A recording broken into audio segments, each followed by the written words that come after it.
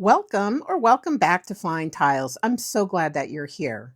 This is the first video in a series focused on strategy. We're going to be beginning with the Charleston. There's also different levels of strategy. There's beginner, intermediate, as well as advanced, and all those will be addressed here. So let's start with the Charleston. These are the tiles that were dealt for each seat. The first rack here is east, and the second rack is south, and then west, and then north. Eat soup with nuts. So on the first rack here for west, it looks like we have a pair of 1 cracks, a 1 bam. We have a north, and then we have 4, 5, 7, 8, and an 8 crack. So we have a pair of 5 bams and a pair of the 1 cracks. And that's what we want to try to build around. On the second rack here, we have a pair of 1 bams, a 3 bam. There aren't any other pairs. And up on the west seat, we have a flower. That's a flower, a green dragon, a soap. And then we have a 2 bam, 3 bam, 4 bam, 2 dot, 4 dot, 7 bam, 9 dot. And the 3 tiles I have on the side there, those are going to be my first pass. In the north seat, we have a green dragon, a pung of 3 cracks, a 6 crack, 9 dot, 9 crack. And I'm just showing you that that was a south and a west. Remember, in the Charleston, your priority is to develop your hand. Your second priority is to pass the tiles as defensively as possible. So looking at this first rack here, east, we have a pair of 1 cracks, a 1 bam, we have a north, and then we have 4 bam, pair of 5 bams, pair of 7 bams. So I feel like I'm in between 2 categories. I'm between Winds and Dragons as well as consecutive runs. I was in a bit of a dilemma with my initial pass here. I didn't want to pass 8 cracks, a pair of 8 cracks. So I chose to split the 8 cracks and then pass a 9 dot, 8 crack, and a north. The consecutive run category looked much stronger here in the east seat because I have the pair of 5s and pair of 7s. I'm missing the 6 bams. For the second rack, or the south seat, I want to support the 1 bams and then also the 3 bams. So I'm letting go of the 8 dot, a west, and a 9 crack. In the west seat, there is not a clear category on the third rack west seat. So I decided to keep the lower numbers, the 1s through 5. So I have the 2 bam, 3 bam, 4 bam. I'm passing 3 different suits and none of them are like numbers. So as we look at the fourth seat here, the north, I want to support the 3 crack as well as the 6 crack. So I'm thinking of 3, 6, 9 category, which means I'm keeping all tiles that are 3, 6, 9 and letting go of those that aren't in a combination that does not help other players. This is the first right pass coming up here. And so when you pass right, you move your tiles up 1, which you see I'm doing, and then north will come back down to south. I have a video called Solitaire Mah Jongg, which goes in depth in regard to how to set up 4 racks and the passing structure for Solitaire Mah Jongg. Okay, so let's see what we got. I got a west, a 1 bam, and an 8 dot. Ooh, that's really nice. So that 1 bam helps support the Winds and Dragon hands, the third line down that I am looking at, keeping flexible, of course. So I'm going to pass the other 8 crack there with the west and the 8 dot.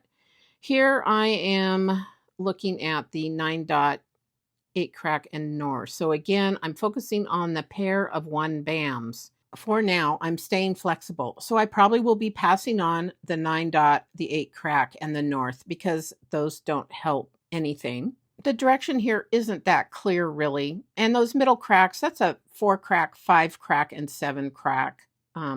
So as we look up to the west, that's the third rack up there.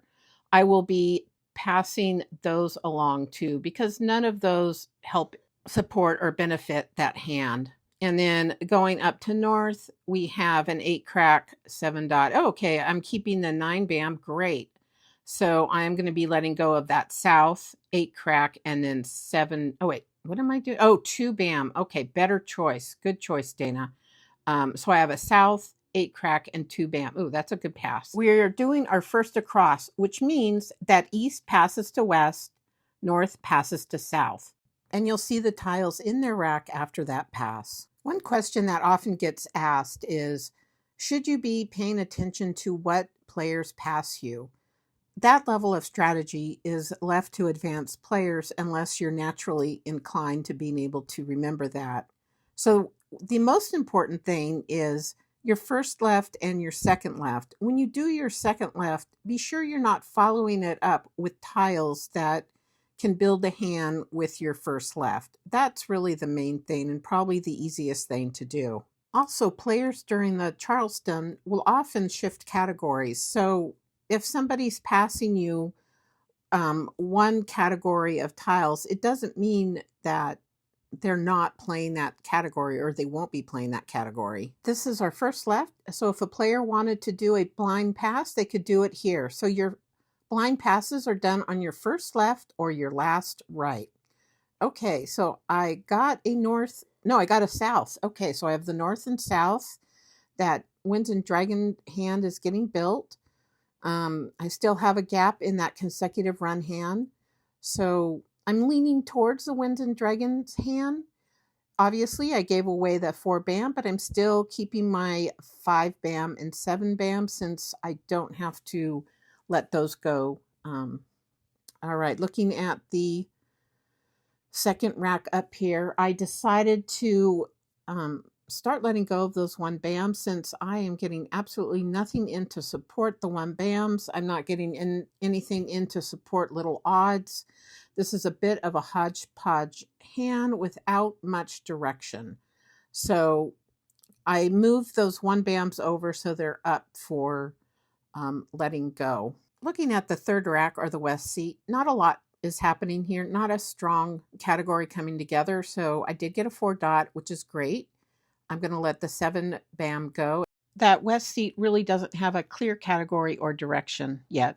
Up there, the north hand, that's strong. I've got 3, 6, 9. I have also the potential for like numbers in the 9s because I've got 9 dots a pair, 9 cracks a pair, and a 9 BAM. All right, moving down to the east seat.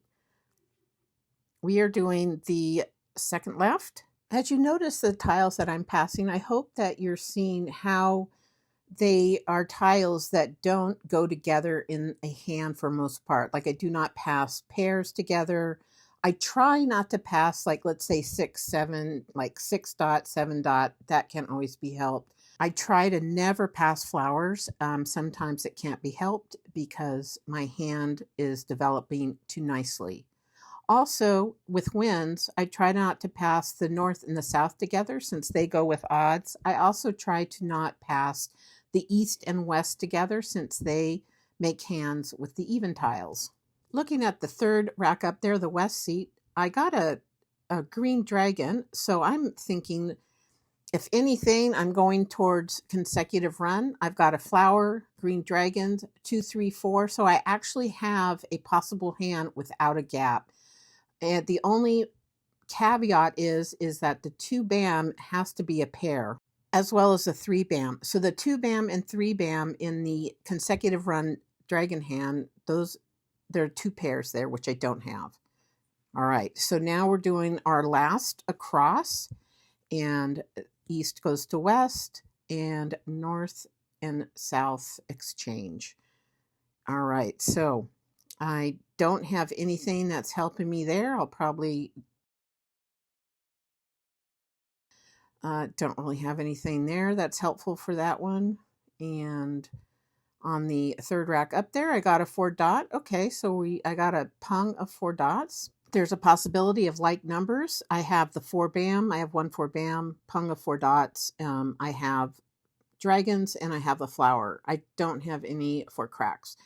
I also want to mention that if you receive a pair of tiles or you receive flowers from an experienced player, most likely their hand is well developed. In the west seat, I really missed the boat. I should have grabbed that 2 BAM there. So I would have had my two BAMs, my pair of 2 BAMs in the dragon hand. I missed it. So the only pair in that hand that I would have needed would be the 3 BAM. I believe I was way too focused on the like numbers category.